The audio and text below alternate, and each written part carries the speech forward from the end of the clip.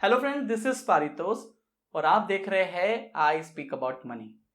आज इस वीडियो में हम बात करने वाले हैं कि मेरी रिटायरमेंट किटी के लिए कितना अमाउंट मिनिमम काफ़ी होगा, इनफ होगा। दूसरा, जितना भी रिटायरमेंट कॉर्पस मेरे पास है उससे मैं कितना मिनिमम विड्रॉ कर सकता हूँ ताकि मेरे रिटायरमेंट के बाद मैं अपनी रिटायरमेंट लाइफ पीसफुली सस्टेन कर सकूँ। तो देखो, लेकिन इस चीज को समझने से पहले, कैलकुलेशन की तरफ जाने से पहले दो चीजें जरूर इंश्योर करनी चाहिए जब भी आप रिटायरमेंट की तरफ जा रहे हो। सबसे पहला कि आपके ऊपर कोई ऑनगोइंग रेस्पॉन्सिबिलिटीज नहीं होनी चाहिए। ऑनगोइंग रेस्पॉन्सिबिलिटीज कहने का मतलब है आपके ऊपर होम लोन का ईएमआई, आपका बच्चा पढ़ रहा है उसको पैसे की जरूरत पड़ सकती है, ये सारे एक्सपेंसेस नहीं होने चाहिए। अनफॉर्चुनेटली फिर भी अगर ये एक्सपेंसेस आपके पास होते हैं जब आप 60s में हो, जब आप रिटायरमेंट ले रहे हो, तब भी अगर ये खर्चे हैं आपके ऊपर, एक्सपेंसेस है, तो इसको अलग से एक सेपरेट अकाउंट में इसको मैनेज करो। अलग से इसके लिए सेपरेट इंतजाम करो, अरेंजमेंट करो। इसको अपने रिटायरमेंट फंड से मर्ज मत करो, उसके लिए अलग से इंतजाम करके रखो। अब दूसरा जो है, जो जरूरी है आपको इंश्योर करना है कि रिटायरमेंट लेने से पहले ये इंश्योर जरूर करो कि आपके पास एक सफिशिएंट हेल्थ इंश्योरेंस कवर हो। यहाँ पे काफ़ी लोग ये सोचते हैं कि जब मैं जॉब कर रहा हूँ तो मेरे पास एक ग्रुप मेडिक्लेम पॉलिसी है एम्प्लॉय की तरफ से, वो तभी तक आपके साथ में है जब तक आप एम्प्लॉयड हो। वंस यू रिटायर आप एलिजिबल नहीं हो। तो आपके पास एक सफिशिएंट हेल्थ इंश्योरेंस कवरेज होना चाहिए, क्योंकि जब आप अगर रिटायरमेंट की एज पे लेने लग गए तो उसका प्रीमियम बहुत कॉस्टली होगा। अब अगर ये चीज़ें इंश्योर कर लिया आपने, दूसरा बात आता है कि मैं अपने रिटायरमेंट कॉर्पस से कितना विड्रॉ कर सकता हूं या कितना मेरे पास एक मिनिमम हो रिटायरमेंट, ताकि मैं रिटायरमेंट एज पीसफुली सस्टेन कर सकूं। तो इसके लिए आपने कई बार सुना भी होगा 4% विड्रॉल वाला जो एक फॉर्मूला है, थंब रूल है, उसी को मैं आपको बताने वाला हूं, लेकिन उसको किस तरीके से यूज कर सकते हो। मान लीजिए, मैं इसको एक एग्जाम्पल से समझाता हूँ। मान लीजिए आज जब मैं मान लीजिए 60 ईयर्स में रिटायर्ड हो रहा हूँ, आज मुझे हर महीने 1 लाख रुपए का एक्सपेंसेस लगने वाला है। हर महीने मुझे 1 लाख रुपए का खर्चा है मिनिमम, ठीक है, इतना मुझे, मेरा पैसा ज्यादा चाहिए। अब अगर आपको 1 लाख रुपए का मंथली एक्सपेंसेस चाहिए तो साल का 12 लाख हो गया।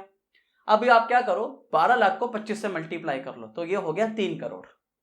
अगर 3 करोड़ रुपए पे हर साल 4% भी विड्रॉ करोगे consistently after the of your retirement at the age of 60, तो भी आपकी जो रिटायरमेंट किटी है वो लॉन्ग टाइम चलेगी, लाइफ टाइम चलेगी, आपका कैपिटल डिप्लीट नहीं होगा, लेकिन हर साल आप 4% का विड्रॉल ले सकते हो कंसिस्टेंटली।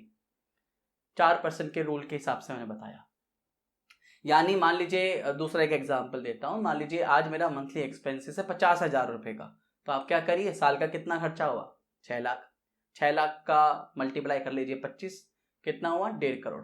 यानी अगर 1.5 करोड़ रुपए आपके पास आज है और उस पर हर साल आप 4% विड्रॉल ले रहे हो रिटायरमेंट कॉर्पस पर, तो भी आपका 1.5 करोड़ रुपए कैपिटल डिप्लीट नहीं होगा, कंसिस्टेंटली चलता रहेगा और हर साल आपको 4% मिलता रहेगा।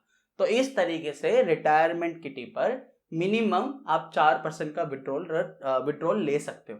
अब आपके मन में सवाल आना चाहिए कि सर 4% ही क्यों, 5 क्यों नहीं, 6 क्यों नहीं, 10 क्यों नहीं, और इन्फ्लेशन का क्या? ये दोनों सवालों का जवाब मैं दूंगा। सबसे पहले हम यहां बात करते हैं कि 4% ही क्यों। तो देखो, 4% एक एज अ थंब रूल है, और 4% आप इसे इस तरीके से समझिए कि मान लीजिए आज आपको एक जो नॉर्मल, आप एक कंजर्वेटिव इन्वेस्टर हो, आपके पास सफिशिएंट रिटायरमेंट के लिए आपने कॉर्पस जोड़ लिया, आप उस पर 4% विड्रॉल ले रहे हो, उतना कॉर्पस आपके पास है। अगर आपको साल भर में इस पूरे पैसे को उठा के आपने फिक्स डिपॉजिट में भी रखा तो आसानी से आपको 6% का इंटरेस्ट मिलता है। लॉन्ग टर्म फिक्स डिपॉजिट्स में आपको 6% के करीब का इंटरेस्ट आज भी मिलता है। अगर 6% का इंटरेस्ट मिलता है, 4% आप विड्रॉल करते भी हो, तो 2% एक एक्स्ट्रा आपका एनुअल इंटरेस्ट होता है, जो आपको, जिसमें टैक्सेस चला जाएगा और थोड़ा सा पैसा री इन्वेस्ट हो जाएगा। दूसरा दूसरा सिनेरियो क्या हो सकता है, सर मान लीजिए आप ये बोल सकते हो कि जो 6% का हम इंटरेस्ट कंसिडर कर रहे हैं अपने रिटायरमेंट पोर्टफोलियो पे, अगर मान लीजिए वो ना मिला, तो मतलब हर साल मैं अपने 4% विड्रॉल कर रहा हूं लेकिन मेरे रिटायरमेंट पोर्टफोलियो पे 6% इंटरेस्ट नहीं मिल रहा, 0% मिल रहा है। हाइपोथेटिकल एग्जाम्पल ले रहे हैं, ऐसा होगा नहीं, क्योंकि अगर आप अपने रिटायरमेंट कॉर्पस को सेविंग अकाउंट में भी रखोगे तो भी 3-3.5% तो साल का इंटरेस्ट मिलता ही है। लेकिन फिर भी वर्स्ट टू वर्स्ट सिचुएशन में मान लीजिए 0% इंटरेस्ट मिल रहा है, 4% का अगर आप विड्रॉल करते हो अपने रिटायरमेंट कॉर्पस पे हर साल, तो भी आपकी कैपिटल तकरीबन 25 साल चलेगी। यानी अगर आप 60 साल की एज में रिटायर्ड होते हो तो 85 ईयर्स तक तो भी आपकी कैपिटल नहीं खत्म होगी, आप हर साल विड्रॉल कर पाओगे। लाइफ एक्सपेक्टेंसी 75 है, फिर भी 85 ईयर्स तक आप अपने इस पैसे को यूटिलाइज कर पाओगे रिटायरमेंट मनी के तौर पर। इसीलिए 4% का एक मिनिमम विड्रॉल जो थंब रूल है वो इसीलिए है। अब अगला सवाल यह आएगा मन में कि पारितोष 4% हमें समझ में आ गया और 6% भी समझ में आ गया कि इंटरेस्ट लिया, और 0% वाला भी सिनेरियो समझ में आ गया, लेकिन व्हाट अबाउट द इन्फ्लेशन? हर साल मेरा खर्चा तो बढ़ ही रहा है, 6% हर साल मेरा खर्चा बढ़ रहा है। आज मुझे अगर 1 लाख रुपए महीने की जरूरत है तो हो सकता है अगले साल महीने में मेरे को ज्यादा पैसों की जरूरत होगी, क्योंकि महंगाई तो उसी हिसाब से बढ़ रही है। तो भी आपको 4% का रूल जो अगर आप अप्लाई करते हो तो भी आपकी रिटायरमेंट के लिए काफी होगा। इसका मैं एक आपको बताता हूं कि आपको ये पता होना चाहिए कि जब हम इन्फ्लेशन की बात करते हैं तो इन्फ्लेशन और इंटरेस्ट दोनों पॉजिटिवली कोरिलेट होके चलते हैं। हमें यहाँ पे अगर आपको यूएस का चार्ट दिख रहा होगा, ये 50 सालों का चार्ट है, जब भी इन्फ्लेशन बढ़ा है इंटरेस्ट रेट उससे ज्यादा बढ़े हैं। तो हमेशा इंटरेस्ट रेट्स इन्फ्लेशन से ज्यादा ही रहे, इकोनॉमिक स्ट्रक्चर हमेशा से इसी तरीके से काम करता है, यूएस में भी हो चाहे वो इंडिया में हो, इन्फ्लेशन से ज्यादा ही इंटरेस्ट रेट्स होते हैं। तो अगर इन्फ्लेशन बढ़ता भी है आपका और आप 4% विड्रॉल करते भी हो तो भी आपका एक एक्स्ट्रा मनी होगा जो आपके पैसे में री इन्वेस्ट ही होगा।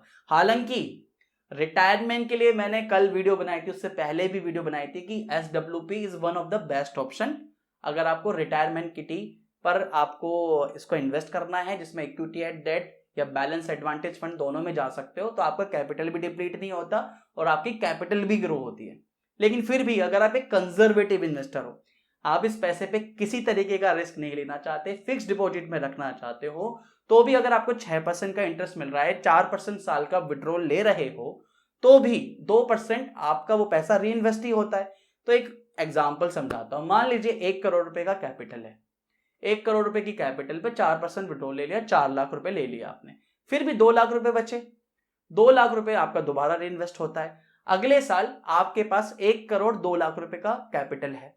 अब अगले साल जो आप पैसा विड्रॉल लोगे 4% के रूल के हिसाब से, तो 1 करोड़ 2 लाख रुपए लोगे, तो आपका जो मंथली रिक्वायरमेंट होगा वो धीरे धीरे ऑटोमेटिकली बढ़ने लगेगा, क्योंकि आपकी कैपिटल भी बढ़ती चली जाएगी। तीसरे साल ये 1 करोड़ 4 लाख के आसपास होगा। तो इस तरीके से ये भी बढ़ती चली जाएगी आपकी फिगर। तो कुछ हद तक, मैं ये नहीं कह रहा हूं 100%, लेकिन कुछ हद तक आप इन्फ्लेशन को यहां पे मैनेज कर पाओगे। ये सारी कैलकुलेशन मैं उन लोगों के लिए बता रहा हूं जो कि कंजर्वेटिव इन्वेस्टर है। हालांकि मैं हमेशा ये सजेस्ट करता हूं कि रिटायरमेंट किटी को हमेशा आपको बैलेंस एडवांटेज फंड या इक्विटी एंड डेट का जो बेसिकली एक मिक्सअप होता है उसमें यूटिलाइज करना चाहिए, ताकि आपको इन्फ्लेशन को भी मैनेज करने में दिक्कत ना हो और आपका कैपिटल भी बढ़ता रहे, कैपिटल भी डिप्लीट ना हो। उसके लिए मेरी पुरानी वीडियो एक बार रेफर कर लेना, कल भी मैंने बनाई थी, उससे पहले ही बनाई थी, नीचे डिस्क्रिप्शन में उसके वीडियो का लिंक दूंगा मैं आपको। तो आपका ये 4% जो वाला रूल है, इसलिए एक मिनिमम रूल है। मतलब अगर आप अपने पैसे को इस जगह यूज कर रहे हो, किसी फिक्स डिपॉजिट में लगा रहे हो, हर साल 4% भी विड्रॉल कर रहे हो, तो आप अपनी रिटायरमेंट लाइफ पीसफुली सस्टेन कर पाओगे। फिर भी मैंने आप लोगों के लिए एक एक्सेल बनाया है, अभी वीडियो पूरा एंड तक देखिए। मैंने आपके लिए विड्रॉल रेट एक एक्सेल तैयार करा है ताकि आप खुद से डिसाइड कर सको, खुद से कैलकुलेट कर सको। तो एक्सेल पे चलते हैं, मैं आपको वहां पे थोड़ा सा और डिटेल में समझाने की कोशिश करता हूं कि इस एक्सेल को कैसे यूज करोगे, आपको अपने रिटायरमेंट कॉर्पस पे कितना विड्रॉल लेना चाहिए, वो कैसे कैसे वर्किंग होगा, उसका एक पूरा वर्किंग एक्सेल मैंने आप लोगों के लिए बनाया। तो अब एक्सेल पे चलते हैं। तो ये हमारा यहाँ पे हमने विड्रॉल प्लान कैलकुलेटर ऑलरेडी बनाया हुआ है। मान लीजिए आज मतलब रिटायरमेंट के टाइम पर आपके पास 4 करोड़ रुपए के करीब का कॉर्पस है, और आज मैं 35 ईयर्स का हूँ। 25 साल के बाद जब मैं 60 साल का हो जाऊंगा, यानी 12 अप्रैल 2047 में, तकरीबन मैं रिटायर्ड होऊंगा। तो मेरी आज एज करंट 35 है और मैं मान के चल रहा हूँ कि मेरे को सिर्फ 6% का इंटरेस्ट रेट्स मिल रहा है, कंजर्वेटिव। मैं अपने पैसे को एफडी में लगा रहा हूँ, ठीक है, सेफ एंड सिक्योर्ड। और हर महीने में मंथली विड्रॉल कर रहा हूँ 40,000 रुपये का एंड ऑफ पीरियड पे, और मैं इन्फ्लेशन भी मान के चल लेते हैं 6% का, ठीक है। हालांकि इन्फ्लेशन नहीं कंसिडर करते, लेकिन इन्फ्लेशन भी कंसिडर कर रहे हैं। तो इस हिसाब से अगर आपको हर महीने 40,000 रुपये विड्रॉल कर रहे हो, आपके पास 4 करोड़ रुपए के कॉर्पस है, रिटायरमेंट कॉर्पस है, तो ये पैसा आप जो लास्ट पे आउट होगा 40,000 रुपये के हिसाब से जो विड्रॉल होगा, सिस्टमेटिक विड्रॉल होगा 80 ईयर्स तक, जब 80 साल के होगे ये पूरा पैसा यूटिलाइज हो जाएगा आपका, ठीक है, इंटरेस्ट के साथ में। क्योंकि यहाँ पे इंटरेस्ट और इन्फ्लेशन दोनों सेम लिया हुआ है, तो बेसिकली जो नेट यील्ड है वो 0 ही है। तो आप 80 साल तक अपनी कैपिटल को यूज कर पाओगे, 80 साल तक ही यूज हो जाएगी। अब मान लीजिए मेरे पास 4 करोड़ रुपए के करीब का ही कॉर्पस है और मेरे को 10% इंटरेस्ट मिल रहा है, साल का मैं 10% के करीब का अपना रिटर्न्स कमा रहा हूँ अपने पैसे पे हर महीने। लेकिन मैं आज 35,000 रुपीज़ का मुझे मंथली एक्सपेंसेस लगता है।